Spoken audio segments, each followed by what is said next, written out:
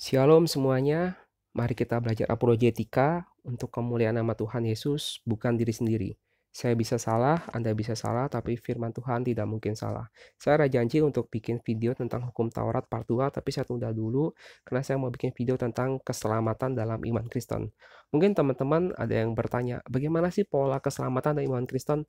Ada yang bilang, apakah keselamatan dalam iman Kristen itu sekali percaya Yesus dan tetap selamanya selamat? Jadi kita mau berbuat apa saja pasti selamat.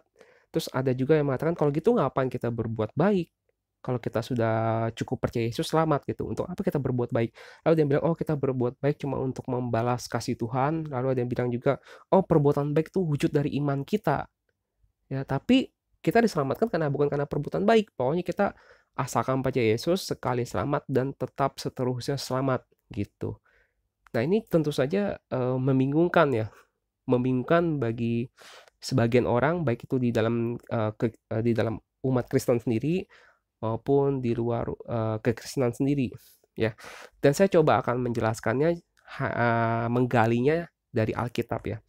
Kenapa sih ada pandangan seperti itu? Kita buka ke Efesus 2 ayat 8 sampai 9. Sebab karena kasih karunia, kamu diselamatkan oleh iman. Itu bukan hasil usahamu, tetapi pemberian Allah. Itu bukan hasil pekerjaanmu. Jangan ada orang yang memegahkan diri. Nah, karena ada ayat ini, maka ada para teolog yang mengatakan kalau keselamatan itu hanya murni oleh kasih karunia Tuhan. Ya kita tahu kasih karunia penembusan darah Yesus ya. Bukan hasil usahamu, tapi hanya pemberian Tuhan saja, hanya pemberian Allah saja, bukan hasil pekerjaan kita. Jadi supaya kita nggak ada yang memegahkan diri. Tetapi kalau kita cermati ayat ini, ya, sebab oleh kasih karunia, jelas ya kasih karunia penembusan dari Yesus ya, kamu diselamatkan oleh iman. Jadi oleh kasih karunia dan juga oleh iman. Ada dua ya, kasih karunia dan juga oleh iman. Mungkin kasih karunia kita udah jelas ya, yang maksud kasih karunia penebusan dari Yesus. Tapi apa yang dimaksud dengan iman ini? Nah, kita akan pelajari apa yang dimaksud dengan iman ini. Pertama, kita buka dulu ke Roma 10 ayat 17. Ya. Jadi iman timbul dari pendengaran dan pendengaran oleh firman Kristus. Ya, iman timbul dari pendengaran dan pendengaran oleh firman Kristus. Kita lanjut lagi ke Ibrani 11 ayat 1. Iman adalah dasar dari segala sesuatu yang kita harapkan dan bukti dari segala sesuatu yang tidak kita lihat. Ya. Tapi dasar iman adalah firman Tuhan. Mengapa? Contoh, kalau kita percaya alam semesta ini dijadikan oleh Tuhan, itu iman. Kita percaya alam semesta dijadikan oleh Tuhan, itu iman. Dasarnya apa? Firman. Bahkan Tuhan sudah menaruh firman-Nya dalam akal budi dan hati kita. Sebenarnya manusia secara basic bisa memahami dan mengerti. Dengan melihat ciptaan Tuhan begitu indah di alam semesta ini, begitu kompleks, harusnya kita secara akal sehat, kita bisa menyadari adanya Tuhan yang menjadikan alam semesta. Harusnya kita bisa memahami hal itu. Ya, ada dasarnya adalah firman. Baik itu yang tercatat maupun itu tercatat dalam akal budi dan hati nurani kita. Kita bisa memahami ada firman Tuhan. Tapi kalau kita mengimani misalkan kita mengimani reinkarnasi, itu bukan iman, ya. Karena firman Tuhan dalam iman Kristen tidak mengenal namanya reinkarnasi. Jadi kalau kita mempercayai reinkarnasi, mempercayai arwah-arwah leluhur dapat memberikan kita berkat, itu bukan iman. Itu bukan iman menurut konteks Kristen ya. Nah, kalau kita lihat saksi-saksi iman ini, ada Habel, ada Henok. Henok ini bahkan orang yang hidup jauh sebelum Abraham gitu. Henok ini hidup jauh sebelum kitab suci ada gitu. Dari mana dia bisa iman Henok dikatakan adalah dia berkenan kepada Allah. Ya. Jadi kita tahu ya. Nah, mengenai bagaimana bangsa-bangsa lainnya sebelum menerima Yesus gitu, apakah mereka sudah diselamatkan atau tidak, saya juga tidak bisa komentar. Tapi saya bisa lihat di sini ada orang-orang yang hidup bahkan sebelum zamannya bangsa Israel. Tapi mereka punya iman. Ya, dan kita nggak perlu masuk terlalu dalam, karena yang Tuhan perintahkan kepada kita adalah memberitakan Injil supaya segala bangsa dapat menjadi murid Yesus dan diselamatkan. Oke, kita lanjut ke ayat 17 ya. Dan karena iman, maka Abraham tatkala ia dicobai mempersembahkan Ishak, ia yang telah menerima janji itu rela mempersembahkan anaknya yang tunggal. Nah, di sini ada kata ketaatan Abraham. Abraham tuh rela mempersembahkan anaknya. Itu bukan hal yang sepele loh. Mempersembahkan anaknya untuk menjadi korban. Tapi kita tahu ya kisahnya akhirnya anaknya digantikan oleh korban ya, hewan korban ya. Tapi Abraham sudah ada hati, sudah membawa anaknya pergi untuk dipersembahkan, sudah punya hati untuk itu. Nah, kembali lagi, kok kisah Abraham ini seakan-akan bertentangan ya dengan yang tadi di Efesus. Kalau kita buka ke Efesus 2 ayat 8 sampai 9, di sini kan katanya kan keselamatan itu kasih karunia. Jadi bukan hasil usaha kita. Tapi tadi kita lihat contoh-contoh iman, contoh imannya Abraham disertai oleh ketaatan. Nah, ini maksudnya bagaimana ya? Kita bingung ya. Iman ini pakai ketaatan atau tidak? Nah, pertama kita kembali ke ilustrasi ya. Kita kembali ke ilustrasi tentang keselamatan di dalam Kristen ya. Mungkin ini ilustrasi yang sering kita lihat ya. Keselamatan itu manusia sudah putus hubungan dengan Tuhan, manusia ada jarak karena ada dosa, sehingga manusia tidak bisa mencapai Tuhan. Dan manusia butuh jalan untuk mencapai Tuhan. Segala jalan usaha manusia sendiri ya untuk mencapai Tuhan itu sia-sia. Hanya melalui Yesus Kristus manusia bisa punya jalan. Ya, sekali lagi, hanya melalui penebusan darah Yesus manusia memiliki jalan keselamatan itu. Jalan keselamatan itu hanya disediakan melalui Yesus Kristus. Tetapi keselamatan yang disediakan Yesus Kristus itu kekal. Darah Yesus itu kekal menyelamatkan manusia baik dahulu, sekarang, sampai selama-lamanya. Darah Yesus itu kekal. Bukti nyatanya, tadi kita lihat tokoh-tokoh perjanjian lama. Henok, jelas Henok diangkat. Itu orang yang diselamatkan. Abraham, Ishak, Yakub itu udah jelas pasti masuk surga. Karena juga dicatat di perjanjian baru. Abraham, Ishak, Yakub masuk surga. Henok juga pasti masuk surga. Dan tokoh-tokoh Alkitab seperti Musa, Daud, dan sebagainya diduga kuat juga masuk surga. Jadi darah Yesus kekal, bisa menyelamatkan dari dahulu, sekarang, sampai selama-lamanya. Ya. Nah, kalau tidak ada penebusan darah Yesus, tidak ada orang dapat mencapai keselamatan. Jadi tidak segala usaha manusia membuat jalan sendiri kepada keselamatan itu akan menjadi sia-sia jika manusia tidak diselamatkan oleh darah Yesus. Nah, kalau gitu nggak usah perbuat baik dong. Selesai. Keselamatan kan hanya melalui jalan Yesus. Nah, kita buka lagi ya. Kita buka lagi ke Yohanes 14 ya. Yohanes 14 ayat 6 ya. Kata Yesus kepadanya, "Akulah jalan dan kebenaran dan hidup. Tidak ada seorang pun yang datang kepada Bapa kalau tidak melalui aku." Artinya apa yang Yesus sediakan? Yang Yesus sediakan itu adalah sebuah jalan. Yang Yesus sediakan adalah sebuah jalan keselamatan. Artinya, jika mau selamat harus melalui jalan itu. Yang Yesus sediakan jalan. Jika manusia mau selamat, manusia harus hidup melalui jalan itu. Dan ketika manusia melewati jalan itu yang dikatakan iman. Jika seandainya Tuhan Yesus menyediakan jalan keselamatan ini, tetapi manusia tidak mau melewati jalan ini, manusia bisa selamat tidak? Tuhan sudah sediakan nih jalan ini, tapi manusia tidak mau percaya. Manusia tidak mau beriman. Saya nggak peduli sama Yesus, saya nggak mau percaya sama Yesus. Manusia tersebut yang menolak percaya Yesus, dia bisa selamat tidak? Tidak ya. Jadi untuk melewati jalan ini harus pakai iman. Tetapi jalan ini nggak bisa diusahakan oleh manusia.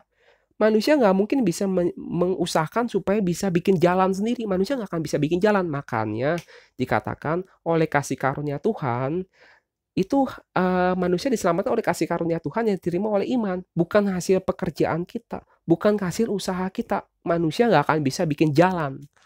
Jalan itu disediakan oleh Yesus. Tetapi bagian manusia, yang bagiannya manusia adalah harus melewati jalan itu. Kalau manusia tidak mau melewati jalan itu, manusia nggak akan selamat. Dan ketika manusia melewati jalan itu, itulah yang dikatakan iman. Sekali lagi ya, ketika manusia melewati jalan itu adalah iman. Dan jalan itu bukan jalan pintas. Jalan itu harus dilewati oleh semua umat manusia yang percaya kepada Yesus. Dan kita nggak tahu, waktunya bervariasi. Mungkin ada yang baru percaya Yesus di penghujung hidupnya, lalu nggak lama dia meninggal, selesailah dia. Tapi ada orang yang percaya Yesus sejak dia muda sampai dia tua, dia tetap memegang iman kepada Yesus, maka perjalanan dia panjang. Yaitu masing-masing orang, tetapi manusia harus melewati jalan itu. Jalan percaya Yesus. Dan jalan itu, iman itu yang dilalui dengan percaya Yesus, Alkitab katakan apa? Kita buka ke Yakobus 2 ya, ayat 14 ya. Apakah gunanya saudara-saudaraku jika seorang mengatakan bahwa ia mempunyai iman padahal ia tidak mempunyai perbuatan? Dapatkah iman itu menyelamatkan dia? Jika seorang saudara atau saudari tidak mempunyai pakaian dan kekurangan makanan sehari-hari, dan seorang dari antara kamu berkata, "Selamat jalan, kenakanlah kain panas dan makanlah sampai kenyang," tetapi ia tidak memberikan kepadanya apa yang perlu bagi tubuhnya, apakah gunanya itu? Demikian juga halnya dengan iman. Jika iman itu tidak disertai perbuatan, maka iman itu pada hakikatnya adalah mati. Loh, kok perbuatan lagi? Kan tadi kita diselamatkan bukan karena perbuatan, tapi karena iman. Nah, kembali lagi ya ke gambar tadi ya. Yang dimaksud dengan manusia diselamatkan karena perbuatan, itu misalkan gini, tidak ada jalan nih. Ini ada satu jurang. Lalu manusia bikin tangga sendiri. Manusia coba berusaha untuk mencari keselamatan, manusia bikin tangga sendiri untuk menyeberang jurang ini. Gak akan bisa, gak akan mencapai. Manusia mau bikin jalan keselamatan sendiri nggak akan bisa. Tetapi manusia harus melewati jalan yang Yesus sediakan. Dan ketika melewati jalan ini, itu adalah iman. Dan iman yang Tuhan tuntut adalah iman yang disertai oleh perbuatan. Tetapi manusia diselamatkan oleh jalan itu, bukan di luar jalan itu. Jika manusia berusaha untuk mencari jalan lain, nggak akan ada keselamatan. Harus melewati jalan yang Tuhan sediakan. Dan melewati jalan itu adalah iman. Dan iman yang disertai oleh perbuatan. Ya. Tetapi mungkin ada orang yang berkata padamu ada iman dan padaku ada perbuatan. Aku akan menjawab dia, tunjukkanlah kepadaku imanmu itu tanpa perbuatan, dan aku akan menunjukkan kepadamu imanku dari perbuatan-perbuatanku. Imannya Yakobus dinyatakan oleh perbuatan-perbuatannya dia. Engkau percaya bahwa hanya ada satu Allah saja, itu baik. Tetapi setan-setan juga percaya akan hal itu dan mereka gemetar. Kalau kita cuma bilang kita percaya Yesus, ya akan ada satu Allah saja, setan-setan juga percaya. Hai manusia yang bebal, maukah engkau mengakui sekarang bahwa iman tanpa perbuatan adalah iman yang kosong? Ya. Bukankah Abraham bapa kita dibenarkan karena perbuatan-perbuatannya ketika ia mempersembahkan Ishak anaknya di atas mezbah?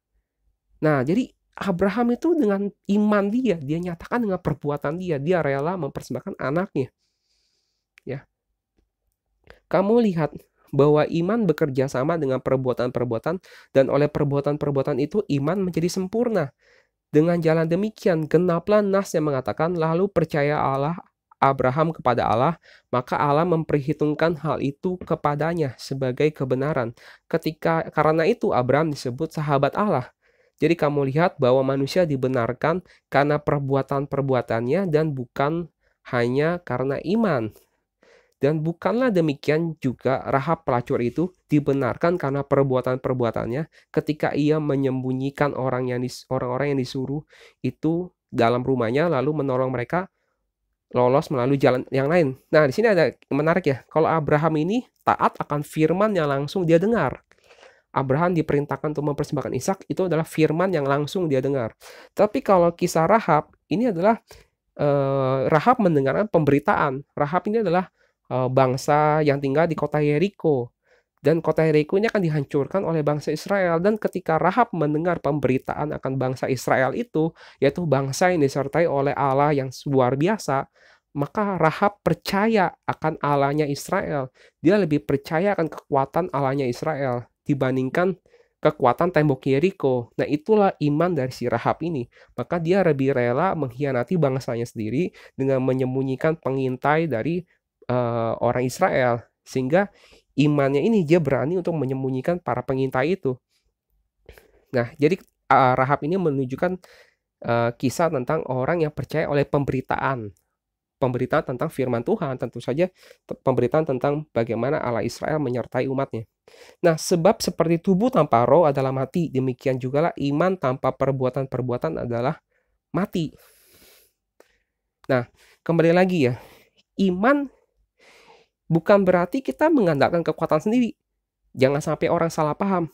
Orang berpikir, oh kalau gitu manusia tidak bisa diselamatkan oleh karena perbuatan. Bukan, kalau maksud diselamatkan karena perbuatan. Manusia itu bikin jalan sendiri di luar Yesus, itu manusia nggak akan bisa.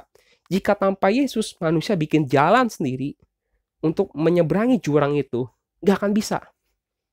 Dengan usaha manusia, tidak akan bisa menyeberangi jurang itu tanpa Yesus. Yang bisa adalah manusia harus melewati jalan itu. Jalan yang Yesus sediakan. Dan untuk melewati jalan itu namanya iman. Dan iman itu harus disertai oleh perbuatan.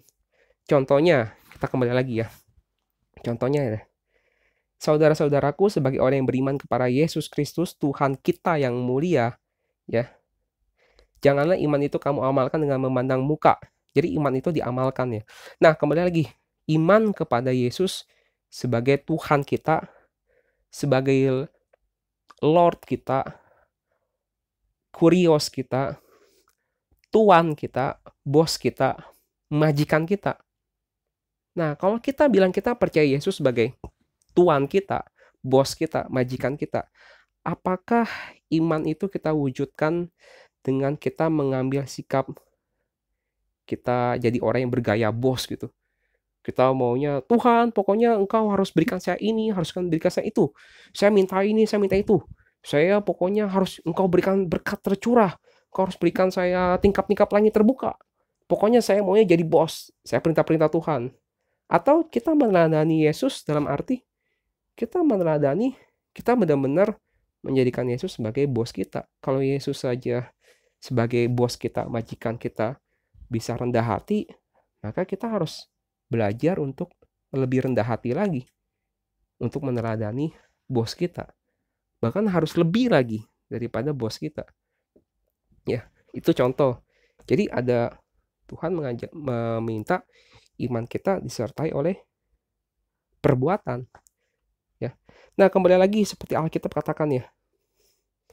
Alkitab katakan ketika kita percaya Yesus itu seperti kita melalui umat Tuhan itu seperti melalui dua jalan.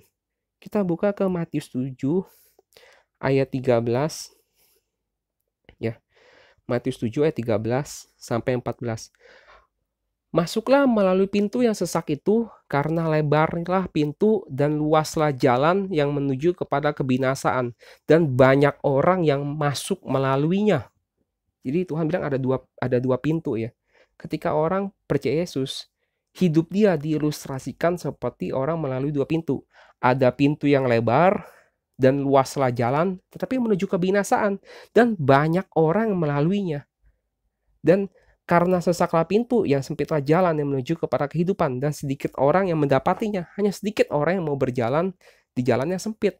Apa maksudnya lewat pintu yang lebar dan pintu yang luas? Pintu lebar dan pintu luas adalah tipe umat Kristen yang mau hidup ya suka-suka gua.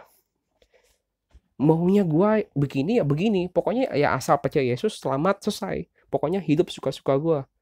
Ya kan? Kan udah percaya Yesus. Saya semua dosa udah diselamatkan selesai. Gua mau hidup suka-suka gua mau bebas sebebas-bebasnya. Yang penting dosa udah biar lunas, selesai.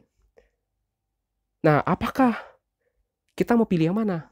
Pintu yang lebar atau pintu yang sesak? Nah, mungkin ada orang yang bilang, "Oh, salah nih, pintu lebar adalah agama-agama dunia, jalan di luar Yesus.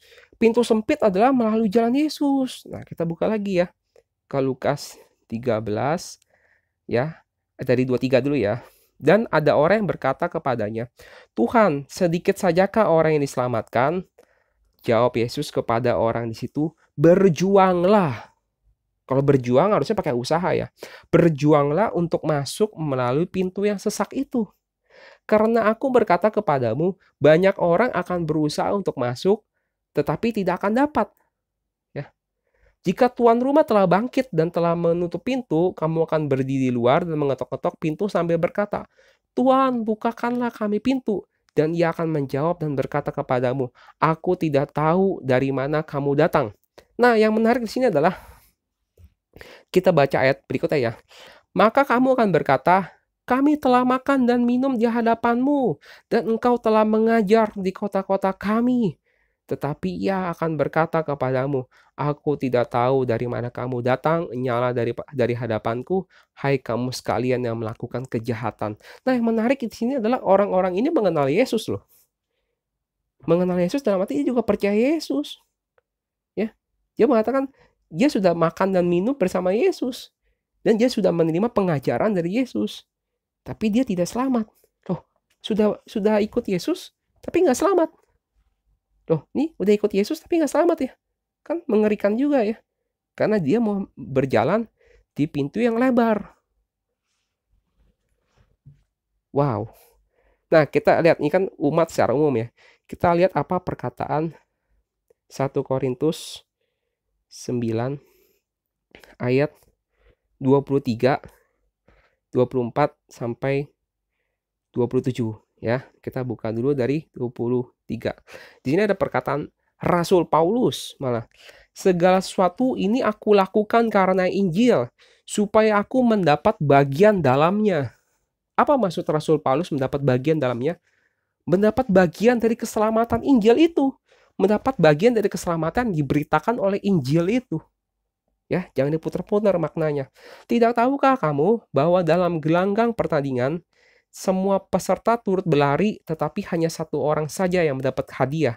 Karena itu larilah begitu rupa sehingga kamu memperolehnya. Tiap-tiap orang yang turut mengambil bagian dalam pertandingan menguasai dirinya dalam segala hal. Mereka berbuat demikian untuk memperoleh suatu mahkota yang fana, tetapi kita untuk memperoleh suatu mahkota yang abadi. Sebab itu, aku tidak berlari tanpa tujuan, dan aku bukan petinju yang sembarang saja memukul." Nah, perhatikan ayat 27. "Tetapi aku melatih tubuhku dan menguasainya seluruhnya, supaya sesudah memberitakan Injil kepada orang lain, jangan aku sendiri ditolak." Nah, ini perkataan seorang rasul, Rasul Paulus. Rasul Paulus pun masih bisa berkata demikian. "Aku melatih tubuhku supaya jangan aku udah memberitakan Injil kepada orang lain, aku sendiri ditolak." Artinya apa? Rasul Paulus juga menyadari, meskipun dia sudah menjadi rasul, sudah diselamatkan, tapi dia bisa ditolak. Makanya dia tetap melatih tubuhnya. Nah, mungkin ada orang menafsir, "Oh enggak, Rasul Paulus nggak mungkin nggak selamat. Rasul Paulus pasti selamat." Nah, maksud perkataan Rasul Paulus adalah mahkota. Oh, maksudnya ditolak dan mati nggak dapat mahkota. Menurut saya itu justru penafsiran yang maksa. Mohon maaf ya, itu malah tafsiran yang maksa. Karena di sini dikatakan supaya mendapat bagian dari pemberitaan Injil. Mendapat bagian dalam Injil itu. Artinya apa? Pemberitaan Injil memberitakan apa? Memberitakan mahkota atau memberitakan keselamatan? Keselamatan kan. Supaya dia mendapat bagian dari keselamatan itu kan. Dan Paulus bilang jangan sampai dia sendiri ditolak. Artinya kalau kita, meskipun kita sudah berada di jalan keselamatan ini, di tengah-tengah perjalanan, namun kita gugur iman kita bisa nggak selamat juga. Jangan kita berpikir, saya ikut Yesus, mau berbuat apa saja pasti selamat. Maka Tuhan Yesus bilang kasih ilustrasi, ada dua jalan. Ada jalan lebar, artinya orang mau hidup suka-suka dia, lebar banget jalannya, tapi hanya sedikit orang yang mau lewat jalan yang sempit. Jalannya sempit artinya hidup dia mesti taat sama firman. Sedikit orang yang mau lewat jalan yang sempit. Tapi banyak orang mau lewat jalan yang lebar. Ya kembali lagi, mau jadi orang Kristen hidupnya mau suka-suka gua. Yang penting udah percaya Yesus, selamat. Mau berbuat dosa apa saja pasti diampuni, selesai. Padahal pengajaran Alkitab tidak demikian. Kita mesti hati-hati ya. Semuanya harus kembali ke Alkitab lagi ya. Jangan kata si A, kata si B, kata si C. Kembali ke Alkitab lagi. Kita buka lagi ke Ibrani 12 ayat 5 ya. Sampai 9.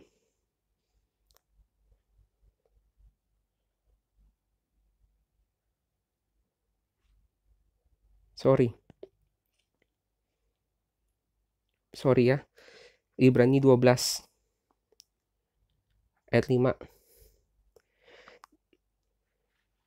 Dan sudah lupakah kamu akan nasihat yang berbicara kepada kamu seperti kepada anak-anak? Hai anakku, janganlah anggap enteng didikan Tuhan, dan janganlah putus asa apabila engkau diperingatkannya. Karena Tuhan menghajar orang yang dikasihinya, dan ia menyesa orang yang diakuinya sebagai anak. Ya, jika kamu harus menanggung ganjaran, Allah memperlakukan kamu seperti anak. Di manakah terdapat anak yang tidak dihajar oleh ayahnya? Jadi kalau hari ini kita selama berjalan di jalan ini, ya kita masih berjalan di dalam jalan Tuhan, lalu kita berbuat dosa, bagaimana? Ya Tuhan akan hajar kita di bumi. Supaya kita masih dianggap layak untuk menerima keselamatan itu. Hajaran Tuhan, janganlah kita anggap, oh Tuhan kok menghajar saya. Justru Tuhan menghajar dan menyesa orang yang dianggapnya sebagai anak. Jika kita dihajar Tuhan, arti Tuhan masih menganggap kita sebagai anak. Dan jika kamu harus menanggung ganjaran, Allah memperlakukan kamu seperti anak. Di manakah terdapat anak yang tidak dihajar oleh ayahnya? Tapi jika kamu bebas dari ganjaran yang harus diderita setiap orang, maka kamu bukanlah anak, tetapi anak-anak gampang. Nah, kita mesti hati-hati kalau kita berbuat dosa suka-suka kita, tapi kita tidak dapat hajaran dari Tuhan. Jangan-jangan kita nggak dianggap anak. Sudah tidak dianggap anak lagi. Selanjutnya dari ayah kita yang sebenarnya kita beroleh ganjaran dan mereka kita hormati. Kalau demikian, bukankah kita harus lebih taat? Nah, ada kata taat ya, harus lebih taat kepada Bapa segala roh supaya kita boleh hidup. Hidup ini dalam arti apa? Supaya kita tetap masih dapat selamat. Pada endingnya kita masih bisa memperoleh keselamatan itu, masih tetap beroleh hidup. Ya, masih ada perjuangan. Keselamatan itu untuk berjalan di dalam jalan Tuhan, melalui jalan ini selama seumur hidup kita butuh perjuangan. Kita butuh iman, dan iman ini harus diwujudkan dengan perbuatan. Ada perjuangan. Jadi bukan kita mau lewat jalan lebar, selebar-lebarnya, mana menuju kepada kebinasaan. Tapi yang Tuhan kendaki adalah jalan yang sempit, pintu yang sempit ini. Ya, kembali lagi ya. Kalau kita sampai murtad, kita buka ke Ibrani 6 ayat 4 sampai 6. Sebab mereka yang pernah diterangi hatinya, yang pernah mengecap karunia sorgawi, dan yang pernah mendapat bagian dalam Roh Kudus, dan yang mengecap firman yang baik dari Allah dan karunia-karunia dunia akan datang, namun yang murtad lagi, tidak mungkin dibaharui sekali lagi sedemikian sehingga mereka bertobat.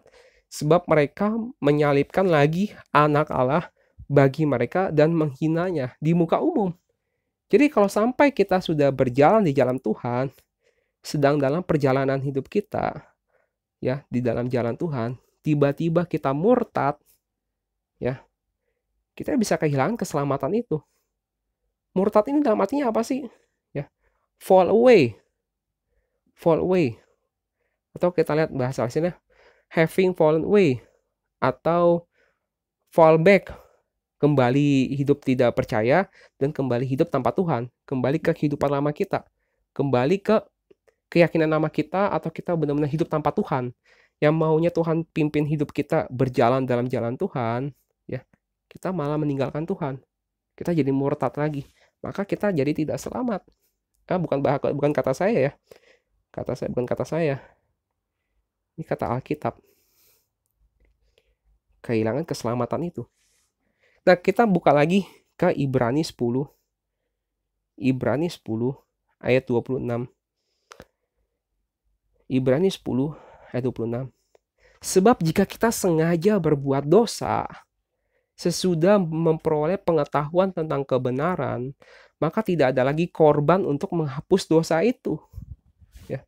Tetapi yang ada adalah kematian yang mengerikan akan penghakiman dan api yang dahsyat yang akan menghanguskan semua orang durhaka. Nah, di sini Alkitab menggunakan bahasa teguran ya. Bukan berarti setelah kita percaya Yesus, kita bertobat, kita dibaptis, bukan berarti kita sama sekali tidak berdosa. Mungkin kita masih bisa berbuat dosa ya, tapi kita cepat-cepat bertobat ya. Tapi di sini ada kalimat teguran. Mungkin kalau kita nggak langsung tiba-tiba kita jadi tidak selamat, enggak. Kan tadi bilang, kalau Tuhan masih mengasihi kita sebagai anak, Tuhan akan menghajar kita. Seperti seorang ayah menghajar anaknya. Kita akan dihajar, akan diperingati. Tapi kalau kita dihajar terus-menerus, tapi kita masih bebal, terus masih sengaja berbuat dosa, terus lama-lama kita akan dibuang juga. Kita nggak akan ada korban lagi untuk menghapus dosa kita. Maka ayat ini Alkitab dalam bentuk peringatan. Jika ada orang yang menolak hukum Musa, ia dihukum mati tanpa belas kasihan atas keterangan 2 atau 3 orang saksi. Betapa lebih beratnya hukuman yang harus dijatuhkan atas dia yang menginjak-injak anak Allah, yang menganggap najis darah perjanjian dan yang menguduskannya, dan yang menghina roh kasih karunia. Sebab kita mengenal dia, berkata, pembalasan adalah hakku, akulah yang akan menuntut pembalasan. Dan lagi, Tuhan akan menghakimi umatnya. Nah, kalau orang yang berpandangan, percaya Yesus sekali selamat, seterusnya selamat, selama-lamanya selamat. Kalau dibilang sekali selamat dan selama-lamanya selamat, maka mengapa ada kata Tuhan akan menghakimi umatnya? Jelas, semua manusia akan menghadapi hari penghakiman. Hidup kita akan dihakimi. Apakah selama kita melalui jalan keselamatan ini, kualitas hidup kita sudah taat akan firman Tuhan, sudah memenuhi standar yang Tuhan berikan, atau kita mau hidup suka-suka gua yang tadi, hidup suka-suka gua, mau lewat di laut jalan lebar, sekali selamat tetap selamat, kita akan ikut jalan yang mana gitu, ya kan? Ayat 31, ngeri benar kalau jatuh ke dalam tangan Allah yang hidup. Ya, ingatlah akan masa yang lalu sesudah kamu menerima terang, kamu banyak menderita oleh karena kamu bertahan dalam perjuangan yang berat. Ya, segala macam kita skip, kita baca, kita buka ayat yang ke-35. Ya, sebab itu janganlah kamu melepaskan kepercayaanmu karena besar upah yang menantinya. Ya, jangan sampai kita lepaskan kepercayaan kita, jangan sampai kita berbalik, kita jadi murtad, kita nggak tahan hidup di dalam Tuhan, kita mau hidup suka-suka kita nggak bertekun. Sebab itu kamu memerlukan ketekunan supaya sesudah kamu melakukan kehendak Allah, kamu memperoleh apa yang dijanjikan itu. Supaya kita sampai memperoleh janji itu, janji keselamatan itu. Sebab sedikit, bahkan sangat sedikit waktu lagi, dan Ia yang akan datang sudah akan ada tanpa menangguhkan kedatangannya. Tetapi orangku yang benar akan hidup oleh iman, dan apabila ia mengundurkan diri, maka aku tidak berkenan kepadanya. Jangan sampai kita termasuk orang-orang yang mengundurkan diri. Mengundurkan diri artinya apa sih? Ibrani 10 ayat 38 ya. Ibrani 10 ayat 38. Ibrani 10 ayat 38. Mengundurkan diri artinya apa sih? Ya. Kita jangan sampai kita shrink back, kita drawback, berbalik, withdraw, kembali lagi kayak ini, kita berbalik arah gitu.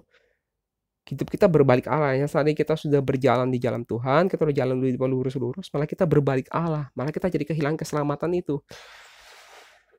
Kembali lagi ya, mungkin orang punya teologi macam-macam, tapi kita harus ingat ya. Kita harus ingat, teologi siapapun dia, mau dia gelarnya doktor kayak, PhD kayak, dia doktor teologi kayak, terserah. dia PhD teologi kayak terserah, mau dia pendeta besar sekalipun terserah. Tetapi kita harus tahu, teologi itu punya batasan. Kalau manusia belajar dengan ilmunya, manusia mempelajari pesawat, mungkin manusia bisa mempelajari pesawat sampai sedetail-detailnya. Manusia mempelajari mesin, manusia bisa mempelajari mesin sedetail-detailnya. Tetapi ketika manusia belajar teologi, teo itu Tuhan, logi itu belajar ilmu tentang Tuhan. Ketika manusia mempelajari ilmu tentang Tuhan, manusia mempelajari tentang Sang Pencipta. Tidak ada satu manusia pun yang bisa benar-benar memahami Tuhan secara keseluruhan. Kalau memahami Tuhan dengan sudut pandang keilmuan, ya kan? Bagaimana manusia bisa mempelajari dan mengetahui Tuhan secara keseluruhan dengan keilmuan? Bagaimana manusia bisa cari tahu nih, oh Sang Pencipta begini, secara keseluruhan? Nggak mungkin. Terus setelah mereka merumuskan rumusan-rumusan teologi, merasa rumusan dia udah paling benar. Pokoknya kalau lewat dari rumusan dia, ngaco semua. Harus ikutin rumusan begini. A, B, C, D, E. Kalau meleset, sesat. Bagaimana? Tuhan itu bukan sesuatu yang bisa kita bawa ke dalam satu laboratorium, lalu kita ngecek, lalu kita bisa ambil kesimpulan. Nggak bisa. Maka saya lebih suka, walaupun teologi istilah umum ya, saya lebih suka belajar Alkitab saja.